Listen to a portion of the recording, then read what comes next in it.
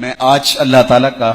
شکر ادا کرتا ہوں کہ مرکز مصطفیٰ کی تعمیر کے مراحل بڑی تیزی کے ساتھ جو ہیں وہ تکمیل کی طرف بڑھ رہے ہیں۔ پچھلے سال ہم نے اعلان کیا تھا کہ فرسٹ فلور مرکز مصطفیٰ کا سیدہ آمنہ سلام اللہ علیہا کے نام سے معنون ہو کر تعمیر ہوگا، اور اس کے لیے سیدہ آمنہ سلام اللہ علیہا کا اسم گرامی ایک خاص کمرے میں لکھا جائے گا، اور 100 مائیں ایصال ثواب کے لیے اپنی جانب سے ہدیہ جات پیش کریں گی، اور وہی اس بلاک کو تعمیر کریں گی۔ تقریباً 4 کروڑ روپے کی لاگت سے یہ بلاک تعمیر ہوگا۔ تو ایک پہلے شخص نے سیدہ آمنہ سلام اللہ علیہا کے لیے 50 لاکھ روپے کا نذرانہ پیش کیا، ام رسول صلی اللہ علیہ وآلہ وسلم کے لیے، اور پھر جو ہے وہ تعداد بڑھ گئی 100 سے، تقریباً 135 ماؤں نے ان کے حصے 2-2 لاکھ روپے آیا۔ اس طرح 135 ماؤں کے ایصال ثواب کے لیے سیدہ آمنہ سلام اللہ علیہا کے سائے میں یہ اوپر والا بلاک تقریباً مکمل ہو چکا ہے، 90% تکمیل پذیر ہے، اور 10% اس کی تعمیر باقی ہے، اور وہ بھی تیزی سے جاری ہے۔ یہ ہفتوں اشروں کے اندر انشاءاللہ تعمیر مکمل ہو جائے گی، اور 10 شوال سے نئے سال کی کلاسز کا آغاز انشاءاللہ وہاں ہوگا، اور اللہ کے فضل سے وہاں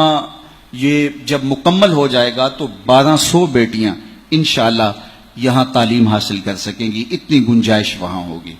بہت سارے لوگوں نے جنہوں نے اپنی ماؤں کے لیے ہدیہ جات پیش کیے، ان کی آرزو یہ تھی کہ جو 2nd فلور ہے اس کو باپوں کے نام سے شروع کیا جائے۔ تو ہمارا اندازہ یہ ہے کہ اگر 135 لوگ ہی مل جائیں تو 3 لاکھ روپیہ ایک والد کے نام آتا ہے، اور اگر کوئی سیدنا عبداللہ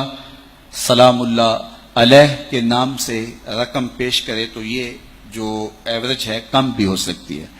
تو بہرحال 3 لاکھ روپیہ دے کر کے اپنے والد گرامی کے ایصال ثواب کے لیے آپ اس تعمیری مرحلے میں جو تقریباً 4 کروڑ روپے کی لاگت سے تعمیر ہوگا، سیدنا عبداللہ بلاک رضی اللہ تعالی عنہ، اس میں شامل ہو سکیں گے۔ اس کے لیے آسانی یہ ہے کہ یہ 3 قسطوں میں بھی دیا جا سکتا ہے۔ اگر یکمشت دینا چاہیں تو ماہ صیام رمضان المبارک کے اندر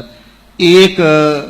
نفل کا ثواب ایک فرض کے برابر ہے، اور ایک فرض کا ثواب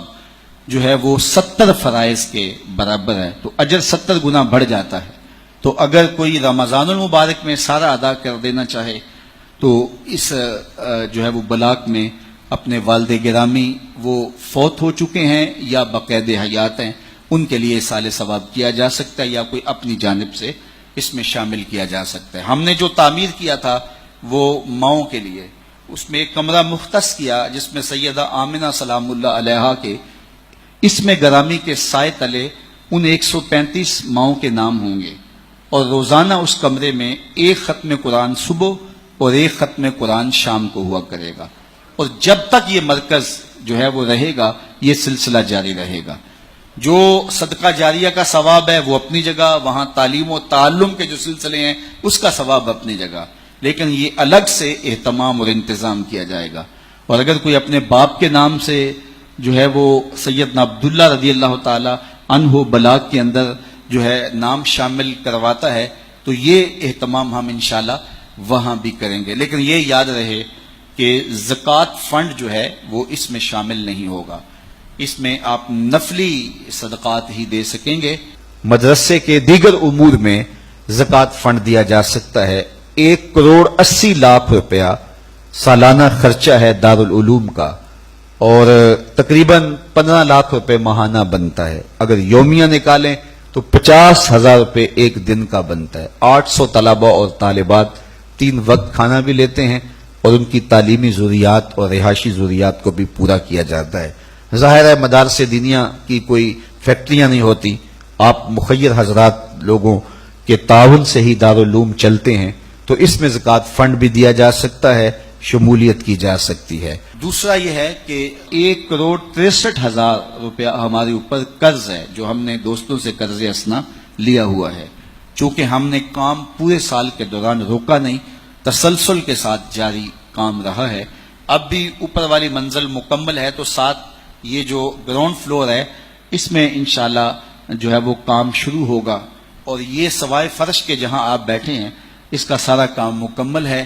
اور باقی جو باپوں کے نام سے سیدنا عبداللہ رضی اللہ تعالی عنہ کے نام سے معنون وہ بلاک تعمیر کیا جا رہا ہے، اس کے لیے آپ ضرور کوشش کیجئے گا. مرکز کی تعمیر میں ایک مسلح جتنی جگہ تعمیر کر کے اصالِ ثواب حاصل کیا جا سکتا ہے، اور اس کی قیمت جو ہے وہ ہم نے نکالی ہے 12,000 روپے بنتی ہے. سارے لوگ 3 لاکھ یا 2 لاکھ پیش نہیں کر سکتے، تو اگر وہ ایک مسلح جتنی جگہ پیش کر لیں، اور اگر کوئی اتنی بھی پیش نہیں کر سکتا، الدال علی الخیر کفاعلہ،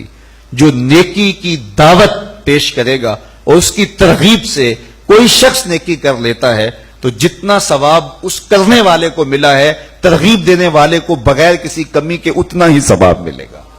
تو اگر آپ اپنے والد کے لیے کرنا چاہتے ہیں اور آپ کے پاس مالی استطاعت نہیں ہے تو آپ پھر بھی کر سکتے ہیں، کسی مخیر کو آپ ترغیب دے سکتے ہیں.